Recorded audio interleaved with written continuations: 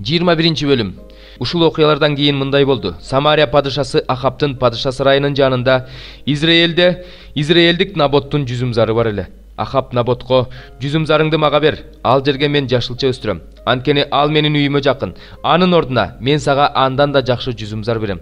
Эгер кааласаң канча турса, ошончо күмүш берем деди. Бирок Набот Ахапка ата бабаларымдын мурасын сага берүүдөн Теңирим мени сактасын деди. Ахап Израилдик Наботтун ата бабаларымдын мурасын сага бербейм деген сөзүнө көңүлү чөгүп, санаага батып үйүнө келди да төшөгүнө тескери карап жатып алды.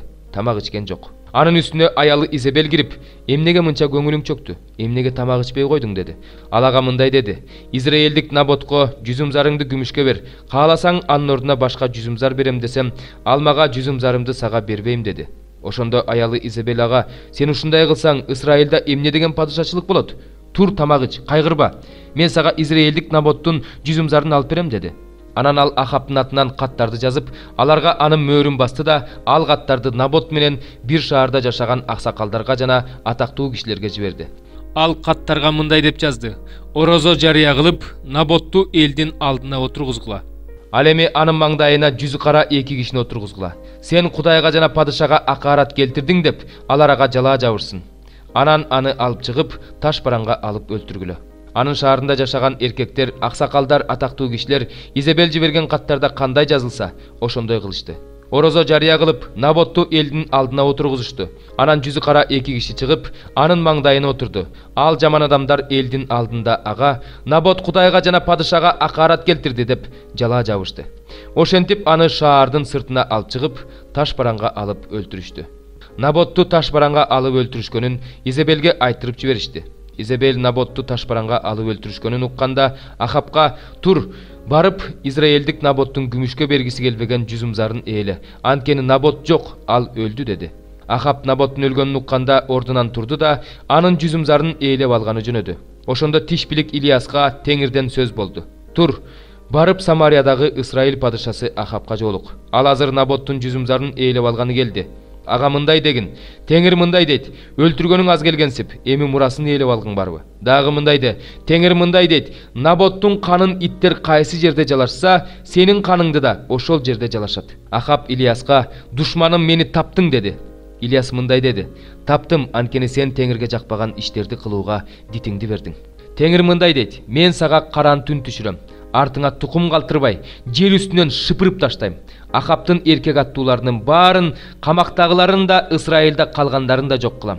Акарат келтирип мени каардантканың үчүн, Исраилди күнөөгө батыргандыгың үчүн, Небат уулу Жаробамдын тукумун жана Акиянын уулу Баашанын тукумун кандай кылсам, сенин тукумуңду да ошондой кылам." Теңир Изабель жөнүндө да: "Израиль дубалынын сыртында Изабелди иттер жейт" деди. Шаарда Ахаптын тукумунан ким өлсө, аны иттер жейт. Ал эми талаада кимиси өлсө, аны асман куштары чокуп жейт. Аялы Изабелдин сөзүнө кирип, Теңирге жакпаган иштерди кылган Ахаптай адам мурун болгон эмес. Ал Исраил уулдарынын алдынан Теңир кууп чыккан аморлуктардай болуп, жасалма кудайларды ээрчип, өтө ыплас иштерди кылды. Ахап ушул сөздүн баарын укканда, кийимин айрып, зумбал жамынып, орозо кармап, зумбалчан жатып кайгылуу жүрдү. Ошондо тиш билик Илияска Теңирден сөз болду. Теңир мындай деди: "Менин алдымда Ахаптын моюн сунганын көрдүңбү? Менин алдымда моюн сунган үчүн мен ага көзү тирүүсүндө каран түн түшүрбөйм. Анын тукумуна баласынын убагында каран түн түшүрөм." 4 бөлүм. Бир туугандар, Кудайга жагуу үчүн кандай жашаш керек экендигин бизден үйрөндүңөр. Мындан ары да бул нерседе ийгиликке жетишиңерди Теңирибиз Исанын атынан өтүнүп суранабыз. Силерге Теңирибиз Исанын атынан кандай осуяттарды бергенибизди билесиңер. Кудайдын каалоосу силердин ыйыкталышыңар, ойноштук кылуудан алыс болгула. Ар ким өз денесин ыйык жана таза сактай билсин. Кудайды тааныбаган бутпарастарга окшоп, дене кумарына батпасын. Чектен чыгып, өз бир тууганын пайдаланып, бул нерседе өз кызыкчылыгын көздөбөсүн, анткени Теңир мунун баары үчүн өч алат. Биз мурун силерге бул жөндө айтканбыз, эскерткенбиз. Анткени Кудай бизди ыпластыкка эмес, ыйыктыкка чакырган. Баш ийбеген киши адамга эмес, бизге өзүнүн ыйык рухун берген Кудайга баш ийбеген болот. Силерге бир туугандык сүйүү жөнүндө жазуунун кереги жок. Анткени силер Кудайдан бири-бириңерди сүйүүнү үйрөндүңөр. Анткени силер бүтүндөй Македония жериндеги баардык бир туугандарга ушундай мамиле кылып жатасыңар. Бирок бир туугандар, силерден суранаарыбыз, бул нерседе мындан ары да ийгиликке жеткиле. Силерге буйруганыбыздай тынч жашаганга аракет кылгыла. Өз ишиңерди кылгыла, өз колуңар менен иштегиле. Сырттагылардын алдында туура жашашыңар үчүн, эч нерсеге муктаж болбошуңар үчүн ушундай кылгыла. Бир туугандар, үмүтсүз адамдарга окшоп кайгырбашыңар үчүн өлгөндөр тууралуу билүүңөрдү каалайм. Ыйсанын өлүп кайра тирилгенине ишенгенибиздей эле, Кудайдын Ыйсага ишенип жүрүп көз жумгандарды да аны менен бирге алып келерине ишенебиз. Теңирдин сөзүнүн негизинде силерге айтарыбыз бул: Теңир келгенге чейин өлбөй тирүү жүргөн биз өлгөндөрдөн озуп кетпейбиз. Анткени буйрук берилгенде башкы периштенин жана Кудайдын сурнайынын үнү чыкканда Теңир өзү асмандан түшүп келет, а дегенде Машаякка ишенип жүрүп көз жумгандар тирилишет. Андан кийин тирүү жүргөн биз алар менен бирге Теңир менен абада жолугушуу үчүн булут үстүндө асманга көтөрүлөбүз. Ошентип түбөлүккө Теңир менен болобуз. Ошондуктан бири-бириңерди ушул сөздөр менен соороткула. 3 бөлүм. Небухаднецар падыша бийиктиги 60 чыканак, туурасы 6 чыканак болгон 6 буркан жасап, аны Бабыл өлкөсүндөгү Дур талаасына койду. Анан Небухаднецар падыша орноткон буркандын салтанаттуу ачылышына келишсин деп, падыша Небухаднецар жергиликтүү төрөлөрдү, жогорку бийликтегилерди, аскер башчыларды, жогорку сотторду, казына кармоочуларды, мыйзам чыгаруучуларды, сотторду жана бүт дубан башчыларын чогултканга киши жиберди. Жергиликтүү төрөлөр, жогорку бийликтегилер, аскер башчылар, жогорку соттор, казына кармоочулар, мыйзам чыгаруучулар, соттор жана бүт дубан башчылары падыша Небухаднецар орноткон буркандын ачылышына чогулуп, Небухаднецар орноткон буркандын алдында турушту. Ошондо жар салуучу катуу үн менен мындай деп жарыя кылды: Элдер, уруулар жана улуттар, силерге жарыя кылынат. Сурнайдын, чоордун, лиранын, арфанын, гуслинин, валынканын жана башка ар кандай музыкалык аспаптардын үнүн угаарыңар менен Небухаднецар падыша орноткон алтын бурканга таазим кылгыла. Ким жыгылып таазим кылбаса, ал ошол замат жалындап күйүп турган мешке ыргытылат. Ошондуктан бардык элдер, уруулар жана улуттар сурнайдын, чоордун, лиранын, арфанын, гуслинин жана башка ар кандай музыкалык аспаптардын үнүн угушаар менен Небухаднецар падыша орноткон алтын бурканга таазим кылышты. Дал ушул убакта казимдерден бир нече киши келип жүйүттөрдү жамандашты. Алар Небухаднецар падышага мындай дешти: Падыша, түбөлүк жаша. Падыша, сен сурнайдын, чоордун, лиранын, арфанын, гуслинин, валынканын жана башка ар кандай музыкалык аспаптардын үнүн уккан ар бир адам алтын бурканга жыгылып таазим кылсын. Ким жыгылып таазим кылбаса, ал жалындап күйүп турган мешке ыргытылсын деген буйрук бергенсиң. Падыша, сенин буйругуңа баш ийбеген адамдар бар. Алар Бабыл өлкөсүнүн иштерин башкарууга өзүң койгон Шадрах, Мейшах жана Абеднего деген жүйүт эркектери. Алар сенин кудайларыңа кызмат кылбай, өзүң орноткон алтын бурканга табынбай жатышат. Ошондо Небухаднецар ачууланып, каарданып, Шадрахты, Мейшахты жана Абеднегону алып келүүнү буйрук кылды. Аларды падышага алып келишти. Небухаднецар аларга мындай деди: Шадрах, Мейшах, Абеднего, менин кудайларыма кызмат кылбай, мен орноткон алтын бурканга таазим кылбай жатканыңар чынбы? Ушул убакыттан тартып, эгерде силер даяр болсоңор, сурнайдын, чоордун, лиранын, арфанын, гуслинин, валынканын жана башка ар кандай музыкалык аспаптардын үнүн угаарыңар менен жыгылып мен жасаган бурканга табынгыла. Эгерде табынбасаңар, анда ошол замат жалындап күйүп турган мешке ыргытыласыңар. Ошондо силерди менин колумдан кайсы кудай куткарат? Ошондо Шадрах, Мейшах жана Абеднего Небухаднецар падышага мындай дешти: Сенин бул сурооңо жооп берүүнүн зарылчылыгы жок. Биз кызмат кылып жаткан кудайыбыз бизди жалындап күйүп турган мештен куткара алат, падыша. Ал сенин колуңдан да куткарат. Андай болбогон учурда да, падыша, сага маалым болсун, биз сенин кудайларыңа кызмат кылбайбыз. Сен орноткон алтын бурканга табынбайбыз. Ошондо Небухаднецар катуу каарданып, Шадрахка, Мейшахка жана Абеднегого каардана карады. Анан ал мешти демейдегиден 7 эсе катуу жагууну буйрук кылды. Анан өзүнүн аскерлеринин эң күчтүүлөрүнө Шадрахты, Мейшахты жана Абеднегону байлап, жалындап күйүп турган мешке ыргытууну буйрук кылды. Ошондо алар бул үчөөнү байлап, ички тышкы кийимдери, башындагы чалмалары менен жалындап күйүп турган мешке ыргытышты. Падышанын катуу буйругу боюнча мештеги от алоолонто жагылгандыктан Шадрахты, Мейшахты жана Абеднегону ыргыткан адамдар оттун жалынынан өлүштү.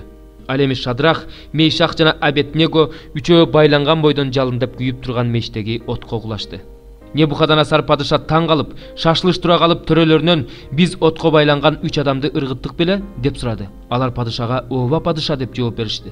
Буга ал мен байланбаган 4 адамды көрүп турам. Алар оттун ичинде басып жүрүшөт. Эч кандай зыян тартышпаптыр. 4-түнчүсү Кудайдын уулуна окшош экен деди. Ошондо Небухадоносор жалындап күйүп турган мештин оозуна келип, Шадрах, Мейшах, Абеднего, баарынан жогору турган Кудайдын кулдары, мештен чыккыла, бери келгиле деди. Ошондо Шадрах, Мейшах жана Абеднего от ичинен чыгышты. Жергиликтүү төрөлөр, жогорку бийликтегилер, аскер башчылар, падыша кеңешчилери чогулуп, аларды карап чыгып, алардын денесине от зыян келтирбегенин, башындагы чачтары күйбөгөнүн, кийимдери өзгөрбөгөнүн, ал турсун алардан оттун жыты да келбегенин көрүштү. Ошондо Небухадоносор мындай деди: Шадрахтын, Мейшахтын жана Абеднегонун Кудайына даңк. Ал өзүнүн периштесин жиберип, өзүнө таянган падышанын буйругуна баш ийбеген. Өздөрүнүн Кудайынан башка Кудайга кызмат кылбаш үчүн, табынбаш үчүн денелерин отко берген өзүнүн кулдарын куткарып алды. Ошондуктан мен мындай буйрук берем: бардык элдердин, уруулардын жана улуттардын ичинен ким Шадрахтын, Мейшахтын жана Абеднегонун Кудайына акарат келтирсе, аны бөлө чаап, үйүн урандык айландырышат. Анткени ушинтип куткара алган башка Кудай жок. Ошондон кийин падыша Бабыл өлкөсүнө Шадрахты, Мейшахты жана Абеднегону жогорку кызматка койду. Небухадоносор падыша жер жүзүндө жашаган бардык элдерге, урууларга жана улуттарга мындай деди: силерде тынчтык көбөйсүн. Баарынан жогору турган Кудайдын мага көрсөткөн жишаандары менен кереметтерин силерге жарыя кылууну туура таптым. Анын жишаандары кандай улуу, анын кереметтери кандай кудуреттүү, анын падышачылыгы түбөлүк падышачылык, анын бийлиги кылымдан кылымга.